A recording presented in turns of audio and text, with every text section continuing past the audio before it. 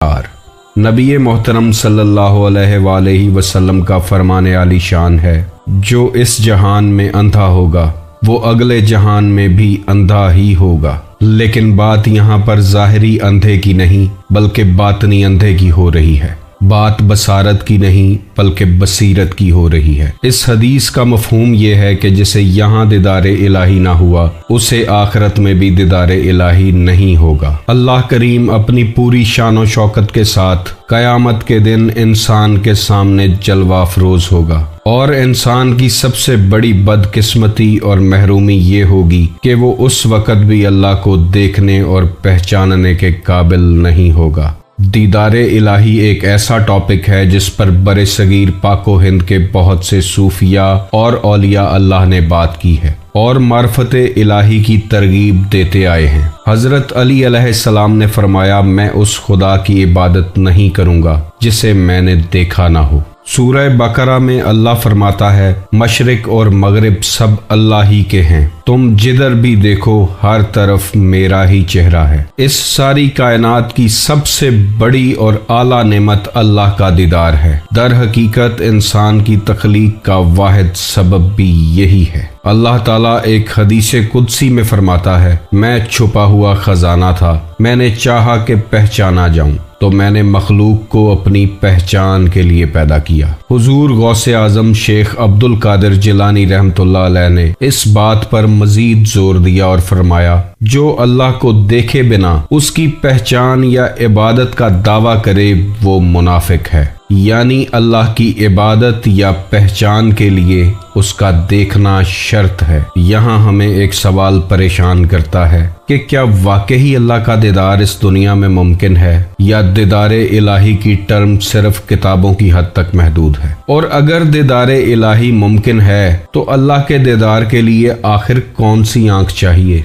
क्या ये खास किस्म की आंख बसारत के पीछे छुपी हुई है जिसे अक्सर लोग बसीरत कह के पुकारते हैं? क्या एक आम इंसान अल्लाह का दीदार कर सकता है? क्या आम इंसान की रसाई अर्श मौला तक हो सकती है? अगर दीदारे इलाही ही वो मंजिल है कि जिसके लिए इंसान इस दुनिया में भेजा गया है तो आखिर इंसान उस मंजिल तक पहुंचता कैसे है? इन तमाम सवालात का जवाब आज आप इस वीडियो में जान लेंगे।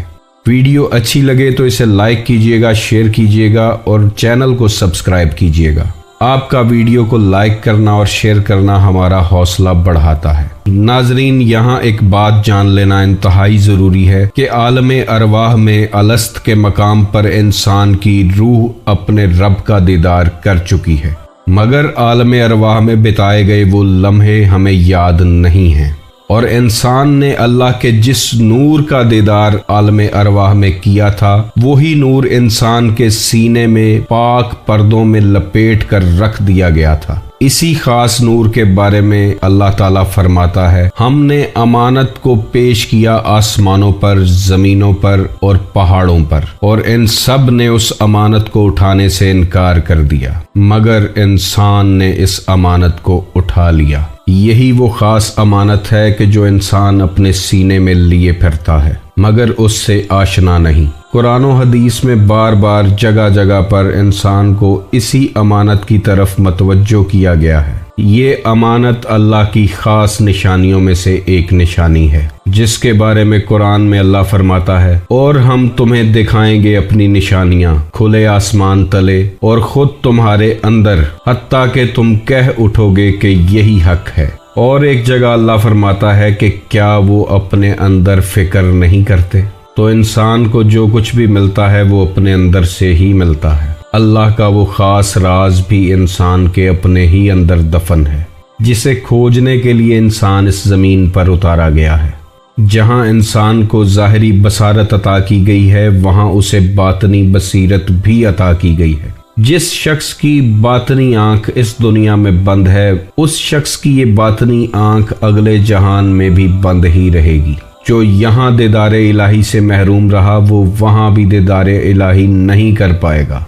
नाजरीन, जो अहादीस अब आपके सामने पेश की जाएंगी वो इस बात की तस्दीक करेंगी कि दीदारे इलाही बिल्कुल मुमकिन है और एक आम इंसान इस खास इल्म को हासिल करके इस खास मंजिल तक पहुंच सकता है। بخاری شریف کی ایک حدیث ہے جس میں نبی پاک علیہ الصلوۃ والسلام نے فرمایا، وہ وقت قریب ہے جب تم اللہ کو اپنی آنکھوں سے دیکھو گے۔ اسی بخاری شریف کی ایک حدیث ہے کہ ایک رات 14ویں کا چاند اپنی پوری آب و تاب کے ساتھ چمک رہا تھا، جس کی طرف دیکھ کر رسول کریم صلی اللہ علیہ وآلہ وسلم نے فرمایا، تم یقیناً اپنے رب کو بالکل اسی طرح دیکھو گے جیسے اس وقت 14ویں کے اس چاند کو دیکھ رہے ہو، اور تمہیں اللہ کے دیدار میں کوئی دشواری یا پریشانی نہیں ہوگی۔ مسند احمد بن حنبل کی ایک حدیث میں نبی کریم علیہ الصلوۃ والسلام فرما رہے ہیں، جو شخص دیدار الہی کا علم حاصل کر کے اسے دنیاوی مقاصد کے لیے استعمال کرے گا، وہ قیامت کے دن جنت کی خوشبو سے محروم رہے گا۔ اسی مسند احمد بن حنبل کی ایک اور حدیث ہے، رسول اللہ صلی اللہ علیہ وآلہ وسلم نے فرمایا، تم اپنے رب کو ضرور دیکھو گے۔ صحابہ نے عرض کیا، یا رسول اللہ، کیا واقعی ایسا ممکن ہوگا کہ ہم رب کو دیکھ پائیں گے؟ تو نبی علیہ السلام نے فرمایا، کیا تمہیں شام کے سورج یا 14ویں کے چاند کو دیکھنے میں کوئی دشواری ہوتی ہے؟ تو صحابہ کرام نے عرض کیا کہ بالکل نہیں۔ تو آپ علیہ السلام نے فرمایا، بالکل ایسے ہی تمہیں اللہ کو دیکھنے میں کوئی پریشانی یا دشواری نہیں ہوگی۔ مستدرک کی ایک حدیث ہے کہ جس میں نبی علیہ الصلوۃ والسلام فرما رہے ہیں، کیا تم پسند کرتے ہو کہ اللہ تعالی حضرت ابراہیم علیہ السلام کو اپنی دوستی سے نوازے، حضرت موسیٰ علیہ السلام سے گفتگو کرے اور مجھے خاص بصارت سے نوازا جائے؟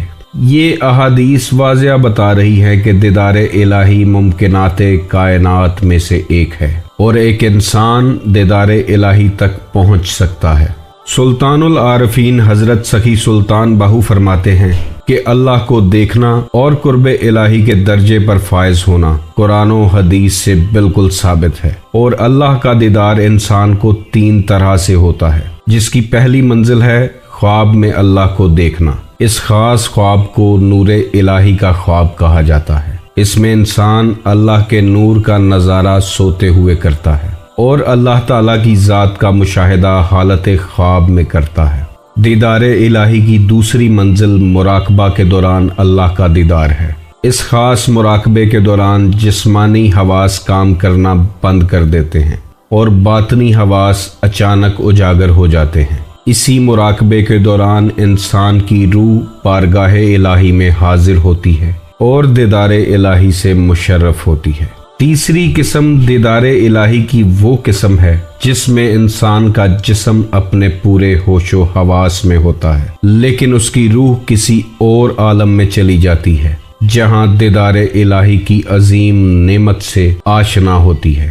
لیکن اس سب کے پیچھے ایک اور حقیقت ہے کہ دیدار الہی کے اس کمال درجے پر پہنچنے کے لیے انسان کو کسی کامل مرشد، گائیڈ، رہنما یا روحانی پیشوا کی ہر حال میں ضرورت پڑتی ہے۔ ایک بہت بڑے صوفی درویش کا قول ہے کہ تم نہیں پہنچ سکتے اللہ تک عبادتوں اور ریاضتوں کے ساتھ۔ اللہ کا راز اہل علم کے سینے میں ہے، وہ جسے چاہے اس راز سے آشنا کر دے۔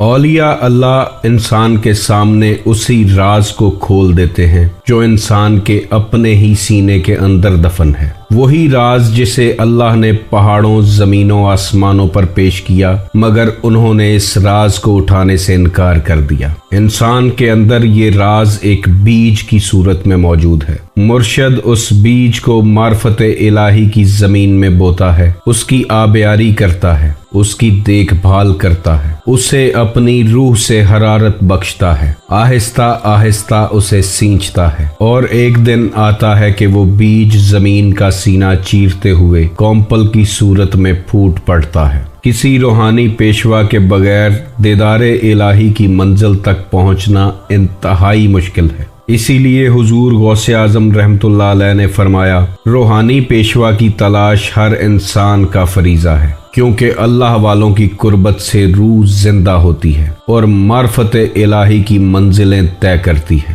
حضور غوث اعظم رحمۃ اللہ علیہ کو غیب سے ندا آتی ہے کہ جس نے مجھے دیکھا وہ ہر حال میں سوالوں سے بے نیاز ہو گیا، اور جو مجھے نہیں دیکھ پایا वो किसी किस्म के सवालात से फायदा नहीं उठा सकता और आखिर वो लफ्जों में गुम होकर रह गया। हुजूर गौसे आजम फरमाते हैं, मैंने अल्लाह को देखा। अल्लाह ने फरमाया कि जिसने मेरे दीदार का सवाल इल्म के साथ किया वो गुमराह हो गया, और जिसने ये सवाल बगैर इल्म के किया वो भी गुमराह हो गया, मगर जो मेरी तरफ कोशिश करता है वो मुझे देख लेता है। हुजूर गौसे आजम फरमाते हैं कि जिसने अल्लाह के महबूब को देखा उसने हकीकत में अल्लाह ही को देखा। हजरत सुल्तान बाहू रहमतुल्लाह अलैह फरमाते हैं, जिसने अपनी जान अल्लाह को दी इसने इसमें आज़म हासिल कर लिया, और जिसने इसमें आज़म हासिल कर लिया इसने अल्लाह को अपनी खुली आंखों से देख लिया। और फरमाते हैं कि तमाम जायकों में सबसे ज्यादा लज्जत देने वाला जायका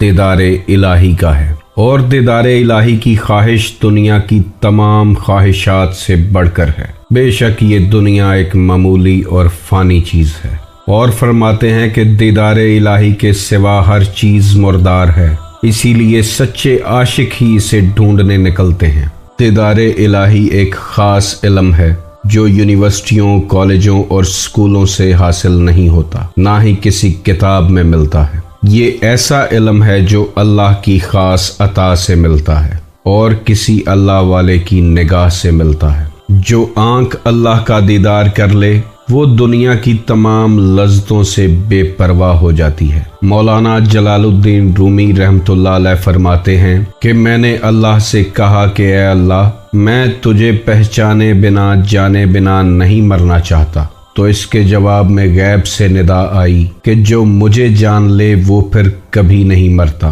इस खास इल्म को हासिल करने के लिए सबसे पहले मदीनातुल इल्म तक रसाई जरूरी है। नबी अलैहिस्सलाम का फरमान है कि मैं इल्म का शहर हूँ और हजरत अली अलैहिस्सलाम उस शहर का दरवाजा है। नबी अलैहिस्सलाम की ज़ाते अक़दस इल्म का वो शहर है कि जिसमें कायनात के तमाम अलूम बंद हैं, और जिस किसी को भी दीदारे इलाही की नेमत से नवाजा जाएगा उसे इस खास इल्म की अता नबी अलैहिस्सलाम की तरफ से ही होगी। इसलिए नबी करीम अलैहिस्सलातु वस्सलाम और उनके घर के साथ वफादारी इंतहाई ज़रूरी है। जो इनका वफादार नहीं वो अल्लाह का भी वफादार नहीं, क्योंकि नबी करीम अलैहिस्सलाम की अतात ही अल्लाह की अतात है। दीदारे इलाही का ये इल्म हासिल कैसे किया जाता है, इसकी स्टेप बाय स्टेप गाइड आने वाली वीडियोस में आपके सामने पेश करेंगे।